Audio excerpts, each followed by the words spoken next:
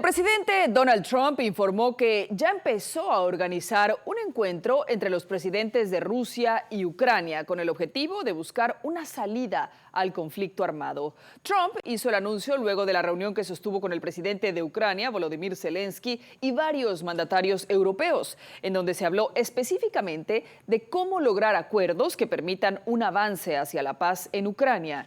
El líder estadounidense calificó el encuentro como positivo y aseguró que uno de los temas que se abordó fue el de las garantías de seguridad para Ucrania. Luego, en sus redes sociales, dijo que se comunicó con el presidente de Rusia, Vladimir Putin, para organizar una reunión en la que se puedan sentar a dialogar los tres en la misma mesa.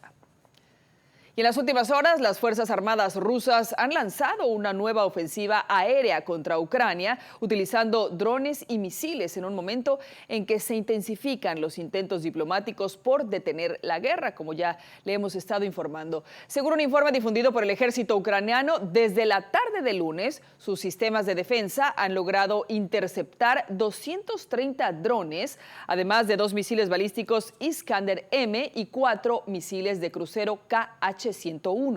A pesar de este despliegue de defensa aérea en diversas regiones del país, algunos proyectiles lograron impactar sus objetivos. Una refinería de petróleo entre los objetivos atacados. Uno de los blancos alcanzados fue esta misma refinería de petróleo, según confirmó el Ministerio de Defensa ruso a través de Telegram. Moscú sostiene que esta instalación abastece de combustible a las fuerzas ucranianas que combaten en el Donbass. Además, se han reportado nuevos cortes en el suministro eléctrico en algunas zonas, consecuencia directa de los ataques sobre infraestructuras energéticas. Y para analizar este tema, hoy nos acompaña José Joel Peña Llanes, quien es analista político internacional de la Universidad Nacional Autónoma de México. José Joel, buenas noches, bienvenido y gracias por acompañarnos en Punto de Visión.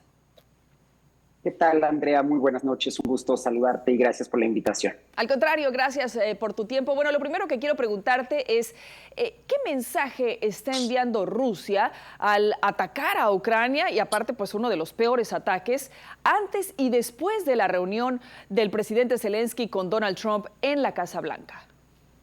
Claro que sí, pues mira, la verdad es que esto lo único que demuestra es que quizás no exista un verdadero compromiso en avanzar hacia un eventual cese al fuego y mejor aún para la población ucraniana, un acuerdo de paz durable, porque tenemos que distinguir, Andrea, un cese al fuego sería básicamente una medida paliativa muy importante porque evitaría el sufrimiento de millones de personas, pero no se, digamos, atacarían o no se atenderían los problemas estructurales que subyacen a la decisión del presidente Vladimir Putin de iniciar esta guerra de agresión. En ese sentido, también el presidente lo que busca es demostrar la fortaleza de Rusia, la cual, a pesar de los esfuerzos de Europa y de Estados Unidos, sobre todo durante el gobierno del presidente Joe Biden, quisieron, digamos, aislar del mundo, pero con la reunión en Alaska de tú por tú con el presidente Donald Trump, pues se vio que Rusia sigue siendo una de las principales potencias a nivel global.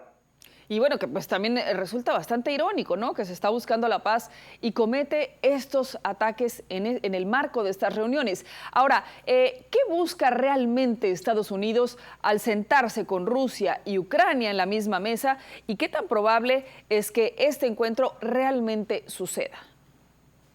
Mira, iniciaría por la segunda pregunta, Andrea. La verdad es que la eventualidad de un primer encuentro primero bilateral entre Putin y Zelensky, posiblemente en un país neutral, pues funcionaría como el preludio de lo que Trump aspira a convertir en una cumbre trilateral, obviamente bajo su tutela. No obstante, si nosotros analizamos todas las condiciones que rodean este proceso, pues es algo sumamente complejo. ¿Por qué? Porque Rusia, como bien lo ha señalado, continúa sus ataques sobre el territorio ucraniano, incluida la ofensiva más intensa de este mes con el uso de miles de drones, lo que pues refleja el uso de la violencia como mecanismo de presión negociadora, y obviamente esto aumenta las posibilidades de que una reunión en este sentido no se lleve a cabo. La iniciativa del presidente Donald Trump lo que busca es un desenlace rápido, ¿no? De alguna forma que legitime su estrategia de paz a través de la fuerza. Sin embargo, pues esto encierra ambigüedades muy profundas, sobre todo si el gobierno de Ucrania va a aceptar la cesión de territorio a Rusia, si va a renunciar totalmente a su incorporación a la OTAN, lo cual es algo sumamente complicado, pero también es muy importante saber si va a permitir la presencia de tropas europeas en el territorio ucraniano. En ese sentido, si bien Putin ha mostrado cierta apertura a un encuentro directo, pues lo más importante es recordar que ambos mantienen posiciones difícilmente conciliables.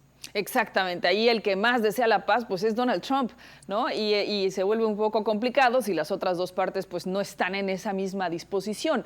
Ahora, en caso de que se diera, ¿podría abrirse la puerta a un proceso de paz duradero o crees que solo se trata de una negociación limitada?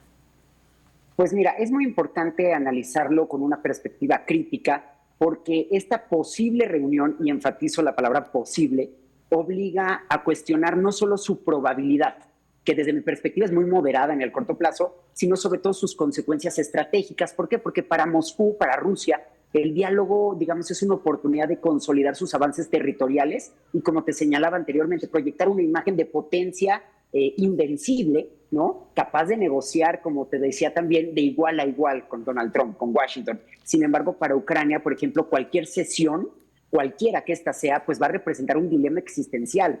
¿Por qué? Porque implicaría poner en peligro su integridad territorial y su soberanía, que por cierto son dos de los principios más importantes del derecho internacional que durante décadas han garantizado pues una, digamos, una paz relativamente estable, al menos sin conflictos entre estados, como lo estamos viendo en el último lustro con la guerra de agresión de Rusia contra Ucrania y un poco más reciente con el conflicto entre Israel y Palestina. Exacto, Ucrania tiene que decidir si acepta ceder esta parte del territorio o continuar pues, recibiendo estos ataques y estos bombardeos, ¿no? Ahora, José Joel, ¿qué papel podrían jugar mediadores externos como Turquía, China o las Naciones Unidas después de esta reunión en caso de que se lleve a cabo? Pues aquí el papel podría ser marginal porque desde mi perspectiva, Donald Trump es quien va a asumir el liderazgo, como ya lo ha hecho claramente con la reunión en Alaska y ahora con la reunión con el presidente Volodymyr Zelensky, muy diferente a la reunión de hace unos meses, por cierto, y a la que se sumaron pues los principales líderes y lideresas de la Unión Europea, más el Reino Unido, más el secretario general de la OTAN. Obviamente para el presidente Trump, a diferencia de cualquier otro mandatario, el logro de un acuerdo sería un capital político de muy alto valor, sobre todo de cara a las elecciones intermedias en Estados Unidos, que no tenemos que dejarlo de lado, sobre todo porque sabemos que ha perdido bastante popularidad. Pero también sería una apuesta que podría interpretarse como un precedente pues digamos, de apaciguamiento frente a una eventual expansión del territorio ruso, porque más allá del acuerdo que pueda llegar con Putin, a Donald Trump no le conviene de ninguna manera que Rusia comience a inmiscuirse en aquellos territorios donde Estados Unidos sigue teniendo la preeminencia. Además, digamos, más que una vía directa para la paz, la cumbre proyectada ilustra las tensiones inherentes entre, por un lado, la necesidad de detener la violencia y el riesgo de consagrar un orden internacional donde la fuerza se impone sobre el derecho, porque aquí, desde mi perspectiva, el principal problema sería aceptar la cesión de territorio a Rusia. ¿Por qué? Porque esto abriría la puerta a que otras potencias con, digamos, aspiraciones expansionistas, pues pudieran utilizar el derecho como un elemento, digamos, para legitimizar la anexión ilegal desde una perspectiva internacional de territorios que no le pertenecen. Exacto, y que empezarían pues también a inmiscuirse, ¿no? En este tema y en estos territorios. Ahora, ¿qué escenarios contemplas si la reunión fracasa? ¿Podría intensificarse aún más el conflicto? Veo muy difícil que haya una intensificación a gran escala, sobre todo porque el presidente Donald Trump ha sido muy claro que está dispuesto a imponer mayores sanciones a Rusia. Entonces yo me iría por un escenario intermedio que sería la prolongación de la guerra en Ucrania, pero al mismo tiempo una guerra de desgaste, no solo para el pueblo ucraniano y para el gobierno encabezado por Volodymyr Zelensky, sino para el resto del mundo, sobre todo para aquellos países que continúan aportando recursos económicos, recursos financieros e incluso personal de guerra, armamento, para garantizar que Ucrania tenga la posibilidad de defenderse. Rusia obviamente también podría interpretar este desenlace, es decir, que no se lleve a cabo la reunión como una oportunidad para intensificar sus ofensivas militares y desde luego garantizar un control sostenido sobre los territorios ocupados. Obviamente Ucrania quedaría debilitada en su posición negociadora y desde la perspectiva estadounidense pues un fracaso afectaría la credibilidad del presidente Donald Trump como mediador. Recordemos que él cuando inició su mandato señaló que en unas cuantas horas iba a terminar con conflictos internacionales de gran escala, lo cual no ha sucedido y pues de alguna forma ha sido un costo político importante. Además, veamos que en el corto plazo él quiere recibir el Premio Nobel de la Paz precisamente por tratar de apaciguar otros conflictos como el de Armenia con Azerbaiyán, el de Pakistán con la India, el de Israel eventualmente con Palestina y desde luego el de Rusia contra Ucrania. Exactamente, pues veremos qué sucede en los próximos días si es que se lleva a cabo esta reunión, porque como mencionabas, pues hay muchos países apoyando a Ucrania y se notó el día de ayer, hicieron un frente importante frente a Donald Trump para decir, aquí estamos, ¿no? Así es, desde luego Europa es una de las principales interesadas, no solo porque Ucrania forma parte del continente europeo, sino porque al final de cuentas forma parte de la frontera externa de la Unión Europea, es decir, Ucrania tiene colindancia con Polonia, un estado muy importante dentro de la Unión Europea. Aparte recordemos que Ucrania es un país candidato a incorporarse a la Unión Europea en el corto o mediano plazo, según donde se le quiera ver y también según, digamos, los hechos internacionales que vayan aconteciendo.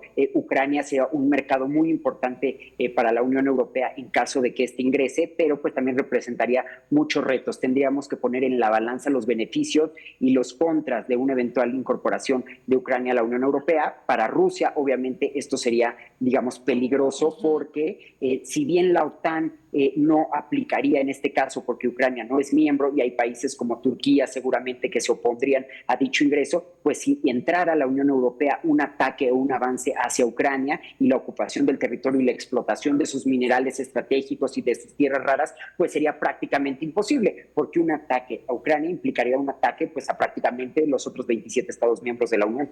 Exactamente. Bueno, pues mientras tanto, el mundo está en vilo, al pendiente de lo que decidan estos personajes políticos y seguramente estaremos platicando en los próximos días. Muy interesante tu punto de vista, José Joel Peña Llanes, analista político internacional de la UNAM. Muchísimas gracias por acompañarnos en Punto de Visión.